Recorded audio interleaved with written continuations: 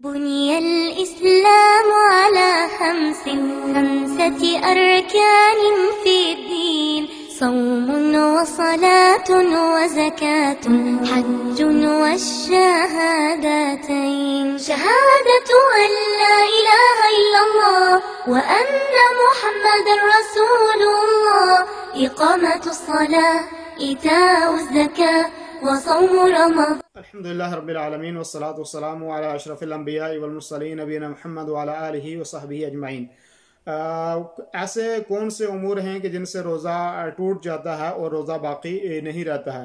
تو ان میں سب سے پہلا امر یہ ہے کہ آدمی کی نیت میں تردد ہو، اس کی نیت نہ ہو روزہ رکھنے کی، اور اگرچہ اس نے رات میں نیت نہیں تھی کہ میں رکھوں گا یا نہیں رکھوں گا، شک میں تھا، اور صبح کو اب سحری کے بعد اس کی آنکھ کھلی تو سوچتا نہیں اب میں روزہ رکھ لوں، تو یہ نیت اس کو کام نہیں دے گی۔ ایسی صورت میں اس کو وہ روزہ مکمل بھی کرنا ہے، ایسا نہیں کہ دن میں وہ کھانا شروع کر دے، روزہ مکمل بھی کرنا ہے، اور بعد میں رمضان کے بعد اس روزے کی قضا بھی کرنی ہے۔ تو نیت کا مستقل ہونا، نیت رکھنی کہ میں روزہ رکھوں گا، یہ ضروری ہے۔ اور اگر نیت میں تردد ہے تو ایسی صورت میں شک ہے تو ایسی صورت میں اس کا روزہ باقی نہیں رہے گا، روزہ ٹوٹ جائے گا اس کا۔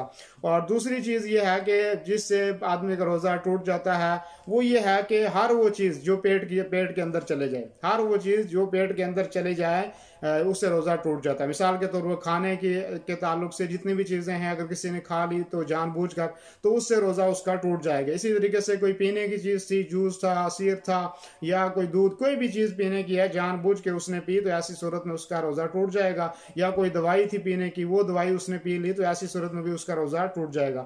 یا کسی نے مثال کے طور پر اگر کوئی مٹی کھا لیتا ہے اٹھا کے تو تب بھی اس کا وہ مٹی اس کے پیٹ میں پہنچ جاتی ہے تو اس کا روزہ ٹوٹ جائے گا۔ ایسے ہی کوئی درختوں کے پتے کھا لیتا ہے، یا کوئی جو ہے کاغذ کا ٹکڑا کوئی کھاتا ہے تو تب بھی اس کا روزہ ٹوٹ جائے گا۔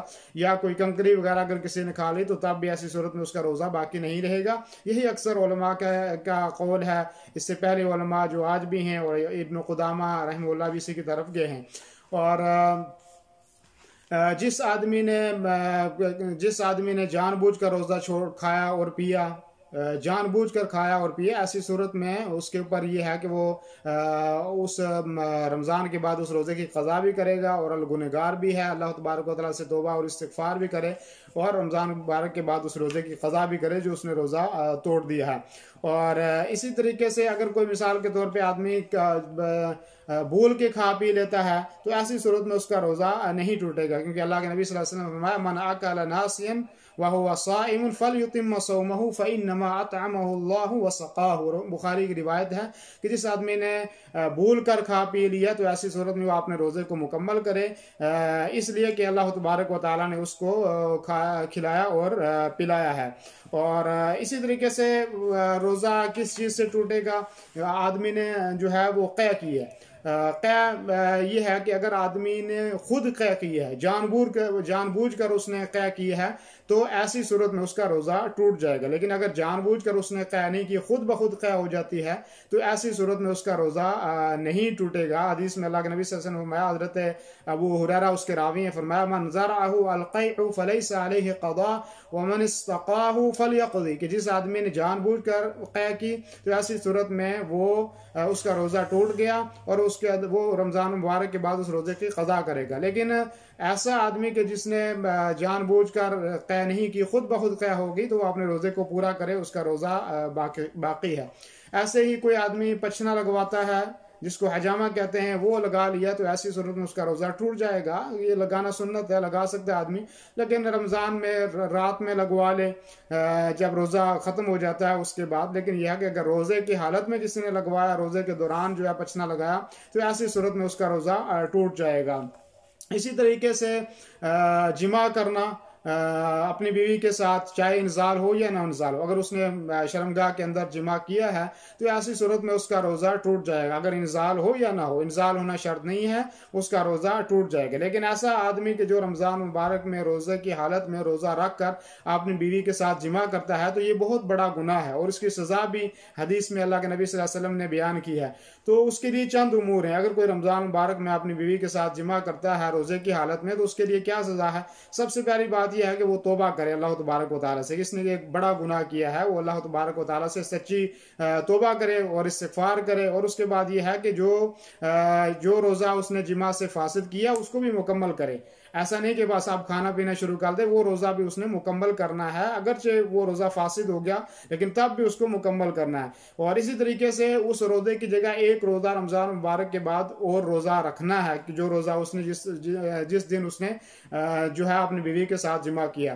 اب اس کو کفارہ بھی ادا کرنا ہے. کفارہ یہ ہے کہ ایک غلام کو آزاد کرنا ہے. اگر غلام آج کل کے دور میں جو ہے وہ دستیاب نہیں ہے, غلام نہیں ہے, تو آپ اگر وہ اس کو 2 مہینے کے لگاتار روزے رکھنے, شہرین متتابعین, لگاتار 2 مہینے کے روزے رکھنے.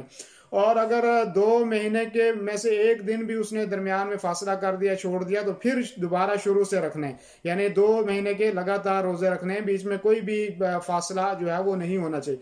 لیکن اگر تب اس کی طاقت نہیں رکھتا, لگاتار 2 مہینے روزے نہیں رکھ سکتا, عمر بڑی ہے یا مشکل ہے اس کے لیے, تو ایسی صورت میں وہ 60 مسکینوں کو فَإِطْعَامُ 60 مسکین, 60 مسکینوں کو وہ آدمی کھانا کھلائے گا.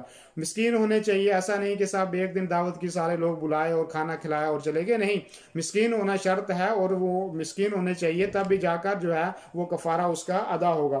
اور یہ جو ہے متفق علیہ روایت ہے, بخاری اور مسلم کی روایت ہے. اللہ کے نبی صلی اللہ علیہ وسلم کے بارے میں آتا ہے کہ بینما نحن جلوس عند النبی صلی اللہ علیہ وسلم, حضرت ابو ہریرہ صحابی کہتے ہیں کہ ہم اللہ کے نبی کے پاس بیٹھے ہوئے تھے. اذ جاءہ رجل فقال یا رسول اللہ ہلکت, ایک آدمی آیا اللہ کے نبی صلی اللہ علیہ وسلم کے بعد, اس نے کہا کہ میں ہلاک ہو گیا. تو اللہ کے نبی نے پوچھا کس چیز نے آپ کو ہلاک کر دیا؟ تو کہا کہ وقعت علی امراتی وانا صائم, کہ میں اپنی بیوی کے ساتھ جمع کر بیٹھا اور میں روزے تھے. تھا اللہ کے نبی صلی اللہ علیہ وسلم نے فرمایا هل تجد رقبۃ تعتقها, کیا تیرے پاس غلام ہے کہ تو اس کو طاقت رکھتا ہے کہ اس کو آزاد کرے؟ تو اس آدمی نے کہا اللہ, میں اس کی طاقت نہیں رکھتا. پھر اللہ کے نبی صلی اللہ علیہ وسلم نے فرمایا کہ کیا تو اس کی طاقت رکھتا ہے ان تصوم شہرین متتابعین, کہ تو لگاتار جو ہے وہ رمضان 2 مہینے کے روزے رکھے؟ تو اس نے کہا اس کی میں طاقت بھی نہیں رکھتا ہوں. تو پھر اللہ کے نبی نے فرمایا فہل تجد اطعام 60 مسکینا, کیا تو یہ طاقت رکھتا ہے کہ 60 آدمی کو کھانا کھلایا جائے؟ تو صحابی نے کہا کہ میں اس کی طاقت بھی نہیں رکھتا ہوں. تو اللہ کے نبی صلی اللہ علیہ وسلم نے اس کے بعد جو ہے وہاں الگ بیٹھے ہوئے تھے, ایک آدمی جو ہے کھجوروں کا ایک ٹوکری لے کے آیا کھجوروں کی. تو اللہ کے نبی صلی اللہ علیہ وسلم نے فرمایا کہ خذها فتصدق به, یہ اس کھجوروں کا یہ جو ہے ٹوکری اور یہ لے جا اور جا کے اس کو صدقہ کر دے. تو یہ صحابی کہنے لگے اللہ کے نبی صلی اللہ علیہ وسلم مجھ سے زیادہ محتاج اس کا کون ہے؟ میں سب سے زیادہ محتاج تو میں ہوں. تو اللہ کے نبی صلی اللہ علیہ وسلم کے بارے میں آتا فضحك النبی صلی اللہ علیہ وسلم حتى بدت انیابه, کہ اللہ کے نبی صلی اللہ علیہ وسلم مسکرائے اور ہنسے یہاں تک کہ آپ کے جو ہے دانت نظر آنا شروع ہو گئے. تو اللہ کے نبی صلی اللہ علیہ وسلم نے فرمایا اس کو اطعمه اہلک, جا اور اپنے گھر والوں کو کھلا دے.